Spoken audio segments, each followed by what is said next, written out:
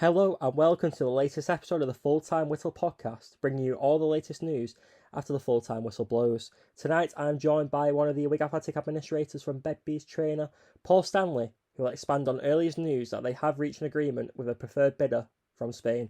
So without further ado, here is the Full-Time Whistle podcast with Paul Stanley. So Paul, Wigan Athletic received some great news today. Can you explain what has happened, the processes and obviously the outcome? Yeah, so there was a sort of soft deadline at the end of August, as you know, which didn't materialise in any serious offers. Throughout September, there's been quite a lot of new parties join the race to buy the club. Yesterday we had three quite serious offers, and today we've had another one. We spent all day yesterday with a Spanish group who were involved in football, and they made us an offer last night, which they wanted to get everything signed up last night, which we did. We worked late and got everything signed. This morning there was a deposit coming through, and we've had the nervous job of waiting all day for the money to land, even though we knew it had been sent. And it landed at about 4 o'clock. So we've got a big deposit there, which means now that these people will move forward and buy the club subject to EFL approval. We're pretty certain that won't be a problem. So what has been the last 24 hours like obviously with these new bidders coming into the scene? What have they been like to speak to, and what have your conversations been? They're very, very sensible. All the questions were the right questions, and they were getting to some quite fine detail. They've had discussions with people at the club as well as ourselves, and they're obviously serious. And as I say, at the end of the day yesterday, they said we don't really want to be going backwards and forwards. We want to get it signed now. So we got the lawyers tooled up last night and got all the documents out to them, and they were done overnight. So this morning we could sign them, and the money could move. Have they spoke to yourselves about their long-term plans for the club, the short-term plans? They're in football, so their plans are that they run football clubs. It's not a short-term thing. They're not coming in to make a quick buck and sell. They don't buy and sell football clubs. They run them. So they seem to. All the questions they asked were intelligent questions, and I do generally think that they've got long-term interests at heart. Are they very experienced in the football industry? Yeah, I think they've got interests in. They've certainly got interests in Spain. I can't divulge what those interests are at the minute because they've asked for a bit of privacy while they get it over the line with the EFL for obvious reasons. So with the EFL, what is the next stage of the process now over the next couple of weeks for people who won't know the ins and outs of the process? Right. Well, there's two bits to the process. The first bit is the directors and officers tests, which these people, as I say, have been involved in clubs in Spain. So that's no more difficult than checking somebody out who's English. I think, as you've seen with the Newcastle situation, if you've got investors from far and wide, it can be quite difficult. Spain is part of Europe.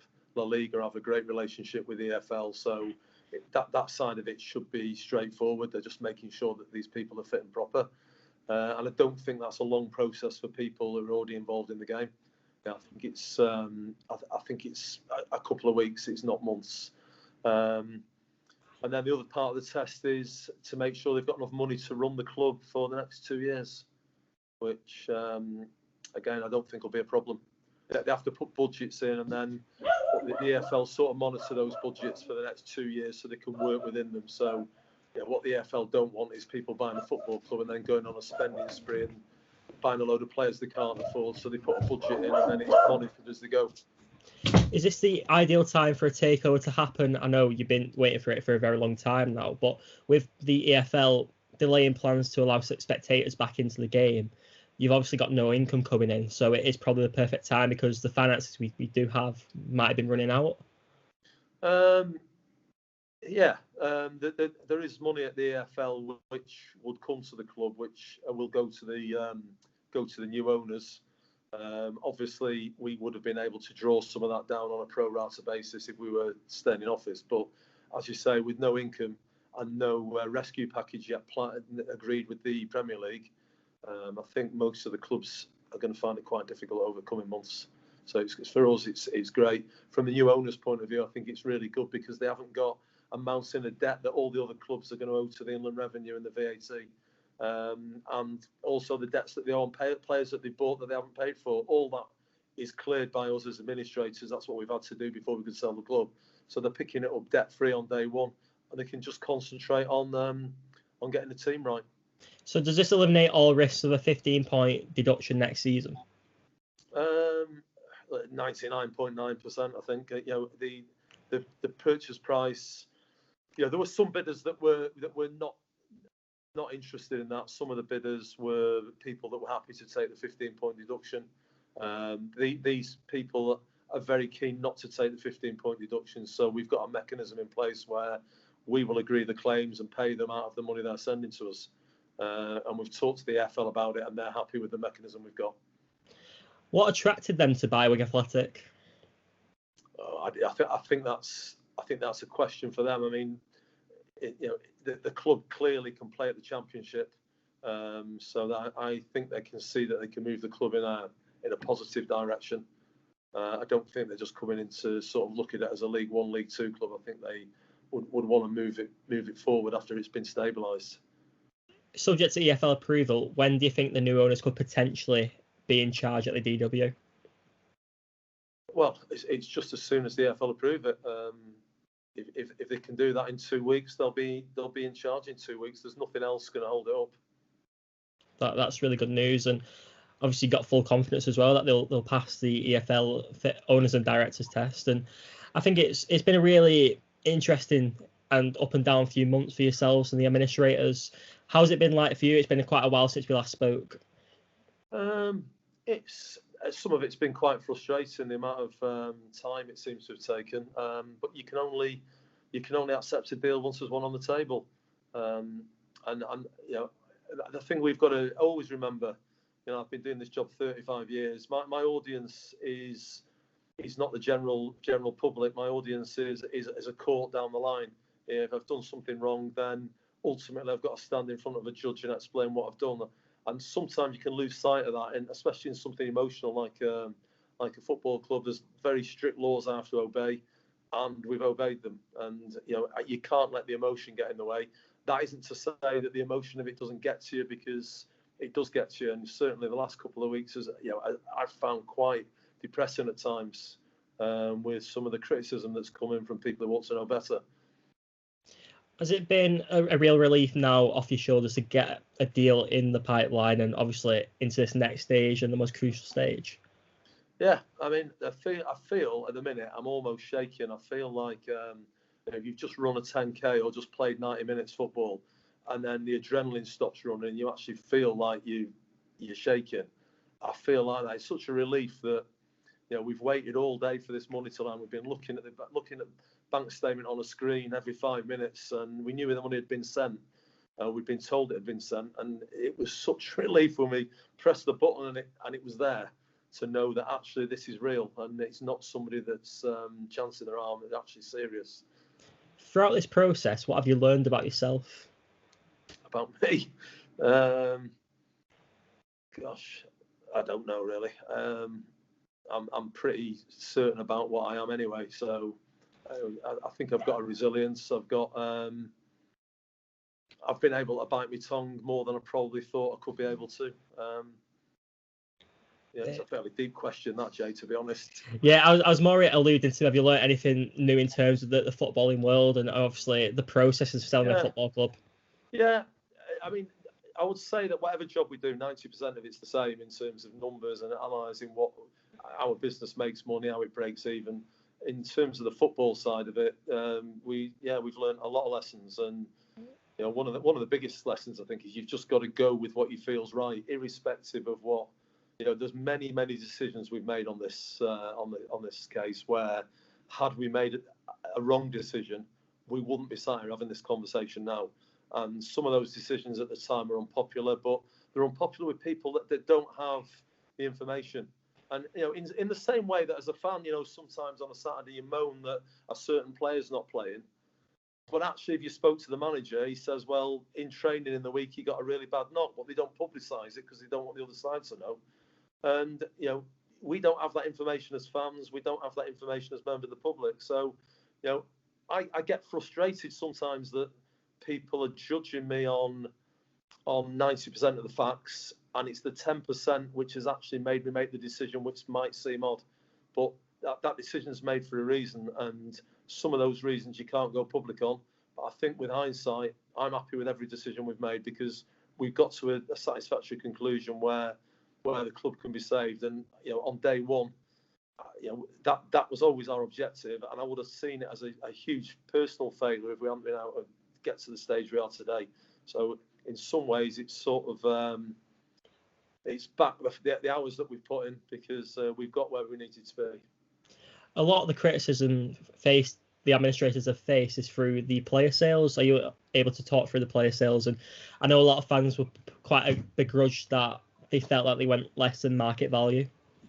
Yeah, well, I went through all this at the last press conference. I mean, what a 16-year-old playing FIFA or Football Manager thinks the value of a player is entirely different in circumstances when we're forced to sell because we've got relegated and we have to sell. Some of the players had release clauses, which so Anthony Robinson had a release clause at 1.94, I think it was. I managed to negotiate that up to 2. That release clause also said that money could come in 2 instalments, one now, one in a year. Money coming in a year is neither use nor ornament to me. I can't pay wages with money during a year. But I managed to negotiate with Fulham on that. I managed to pull in a personal favour with the chief exec at Fulham, who's somebody that I knew. I got more than the 1.94 and I got it all on the nail. And to me, I can sit here knowing that that's a fantastic deal. Contractually, I had to take 1.94 in 2 instalments. I did better than that. The other players, if you look at League One on the Sky Sports stuff at night that shows the transfer desk, I don't think there's been one player moved for a fee. They're all loans, undisclosed or free. And undisclosed usually means free. In the Championship, there's barely any players moved other than to clubs that have just been promoted in the Premier League. Within the Championship itself, there's been very, very few movements. So, we're in a pandemic. The clubs are all putting the begging bowls out to the Premier League because they've all got no money. The last thing they need to do is buy a player when they have to pay all the money up front, and that sets the market. And I'm comfortable that with hindsight, people look back and say, we did well to move the players. The players were never staying. So, irrespective of what fans may think, the players that have gone, there isn't one of them was pushed out of the door. Every single one of those players signed a letter that said, I want to leave. And that involved them waiving some signing on fees because that's how it works. There wasn't one of them pushed out of the door. Everyone put a transfer request in. Everyone went because they wanted to go. And most of those players should be playing top-end Championship. Their wages were, in many instances, halved when Wigan got relegated, and they wanted to play at a higher level. And if players don't want to play, it's quite difficult to keep them, even on the reduced wages for League One, with the salary cap at £2.5 million and no income. I don't know whether I found a couple of your recent podcasts with people a bit strange, where respected journalists and politicians start their conversation by saying they fully understand that there's no income. They fully understand that Wigan was losing £10 million a year, and the next word they use is but why did they sell the players? Well, you've answered your own question. We're not selling them out of fancy. We're selling them because there's a necessity to sell them, and because the players wanted to go. Right. And I'm comfortable with all the decisions we've made. There's none of them where I feel that I can't look myself in the mirror and think it wasn't the right answer. Thank you for that answer. And a lot of other criticism that has come from Wigan Athletic fans has been about the administrators' fees. Sorry about that. Can you talk through the fees? Yeah, I find it bizarre that at the football club we're selling for £1 because the football club didn't really it had some players, but it was losing a fortune, and will carry on losing money in the short term when a new owner comes in. Not just because of the lack of income, but just because of the It's a Premier League club that got relegated down to the Championship, down and up. It's in League One at the minute with the low levels of income you get in League One, with nobody coming through the turnstiles. So we knew on day one that we weren't going to get paid out of the football club, and that's why when I took the job on, I said I was only prepared to take the job and if I got paid from elsewhere, and we will get paid out of the property company, which owned properties which were bought by the people in Hong Kong in a separate company to the UK football group. And the only option for that money was legally either goes back to Hong Kong or it's used to pay the costs. I would have thought as a fan that actually me getting paid out of money that would have gone to Hong Kong is a positive. None of the money's come out of the football club. So basically I've worked for free for the football club. I don't know what there is not to like about that. And I don't really understand why people are getting emotional about it. I don't understand what the fixation about how much we're getting paid is. I don't know why politicians are getting involved in it, because it's frankly none of their business. The proposals on all 5 companies have gone out to the creditors. I can tell you now they've been filed, they're back at court. There has not been one single objection from any single creditor. All our proposals, including our fee resolutions, have been passed 100% by the creditors that voted. Not one person has voted against. So that's my audience. If there's fans upset that I got paid by a guy that they say let the club down, I'm struggling with that as a concept. And the fact that I've worked here on risk from day one, and the money doesn't go in my personal pocket. I work for a large company that's a quoted company. I get paid the same. If I hadn't worked at Wigan, I would have still got paid the same salary all summer. So I struggle with it, but I struggle with it from where I'm sitting. I think it's an easy point for a journalist or a politician to try and score points. But actually, the football club hasn't paid for it. So what's not to like about that? Thank you for the answer. Back onto the positive news of the proposed takeover. In terms of the new owners, if they were to bring players in, what is the situation with the transfer embargo? I think at the minute we've got a squad of 23. So in administration, we can only run on 23. And that includes even players who are youth players who played on loan at another club and maybe done 5 minutes in the Carabao Cup. They still counted in 23. So we're up to the 23 at the minute, or that we might be at 22, but we're certainly banging up against the limit. I think when we sell the club, as long as they run within the budgets that they get approved with the EFL, I don't think there's certainly not a 23 limit. I think the only limit is the salary cap then. And the salary cap will be the one imposed on by the league itself rather than an embargo. Yeah, it's a salary cap that it was voted on by all the league clubs. So, which is $2.5 million in League One. That was voted through at the start of the season. Thank you for that answer. And obviously, it's been quite a long process in terms of you was appointed as administrator with Gerald Krasner and Dean Watson at the start of July, and obviously we're now at the end of September. On a whole, how would you reflect on everything that's happened? I think the timescales, if they get this sale away, the timescale actually compared to other football administrations, and the cost compared to other football administrations looks all right. I think Stockport, Portsmouth, there was quite a few of them that went on well over a year. I think Bolton was 3 months, but I think Bolton had its own problems before, and I'm pretty sure Bolton already had a buyer lined up before they went in. So, I think there's an expectation that you come in and, just sell it. But actually, the guys buying it, there's a lot of paperwork they've got to go through. You think every player contract, somebody's got to look at it. The leases on the buildings, on the stadium, on the training grounds, all those things need lawyers to look at. Then there's got to be conversations had with the council, with rugby clubs, with the people who supply food to the stadium on match days, a load of employees. They're all things that we understand because we've been involved for 3 months, but a purchaser is coming in completely blind, and they've got to make sure that there's nothing there that is unusual that could harm them going forward. So I think the timescale will work out okay if we can get this through in the next couple of weeks.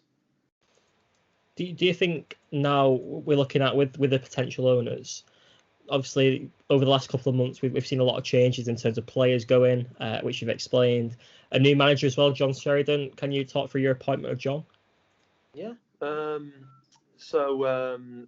Cook obviously wanted to leave after the relegation, and that was, we had a man-to-man conversation about it, and he went on amicable terms. He didn't ask for any compensation, and likewise, we didn't ask for compensation for him, albeit he didn't go to another club, but we just shook hands and paid him what we owed him.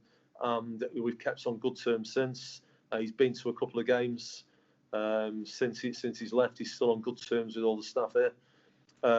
Anthony Barry went to Chelsea, was the first team coach. There's been a couple of other backroom staff movements where people have left for other jobs.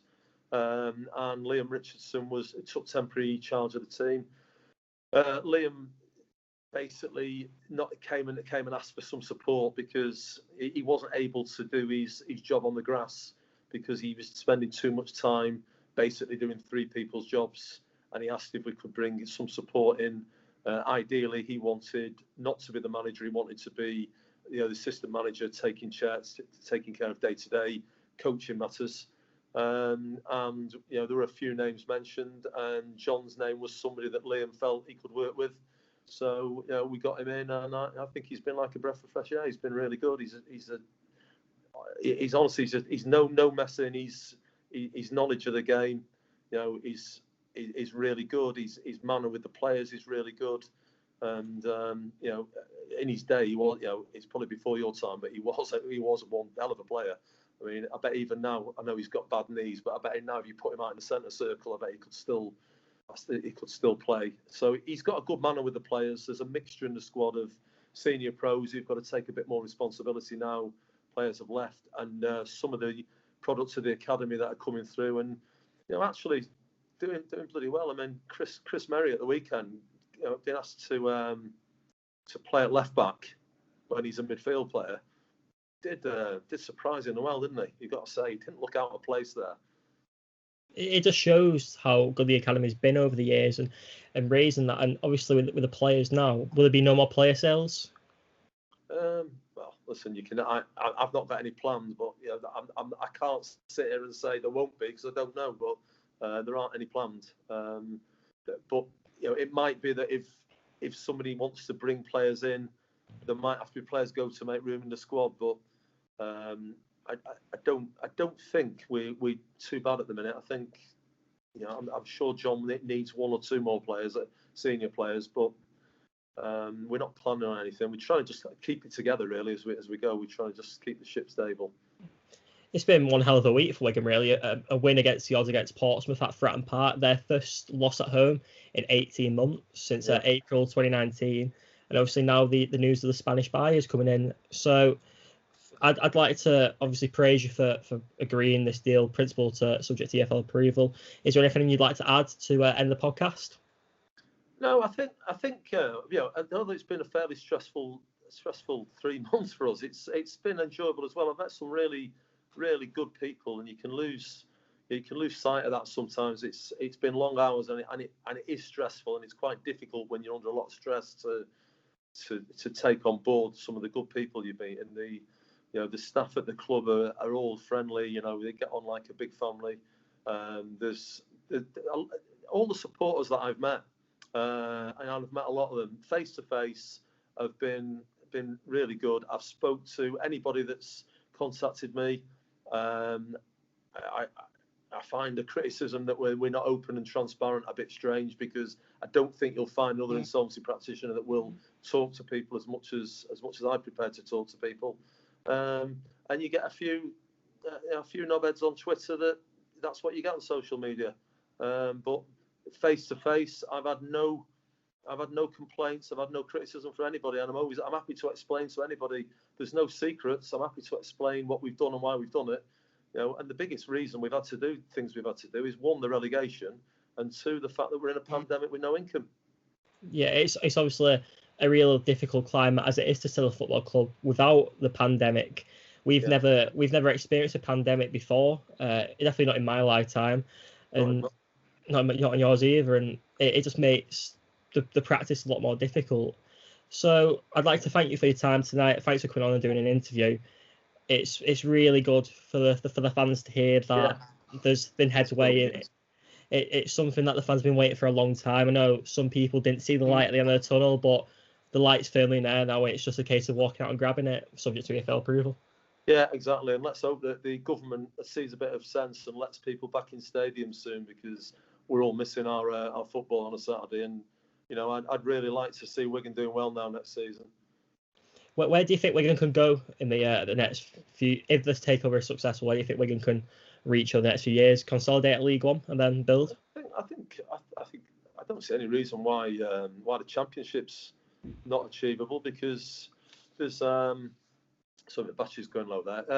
The other clubs have all got amounts in a debt that they've got to other clubs and to the Inland Revenue, and that, even if the Inland Revenue say they can pay it back over 2 years, it still puts restrictions on a lot of the other clubs for 2 years. And, you know, with the new progressive management coming in, and the wealth of good young players that are coming into the team, I think everyone's fairly optimistic about it. Absolutely, and thank you so much for your time today. It's been really great to hear this great news, and thank you again for the work you've done in securing a deal which looks to be very good on the surface, subject to the approval that we're all desperately hoping for and waiting for now over the next few weeks. Thank you for watching the interview with Paul Stanley. If you enjoyed, please feel free to like, share and subscribe to the Full Time Whittle podcast.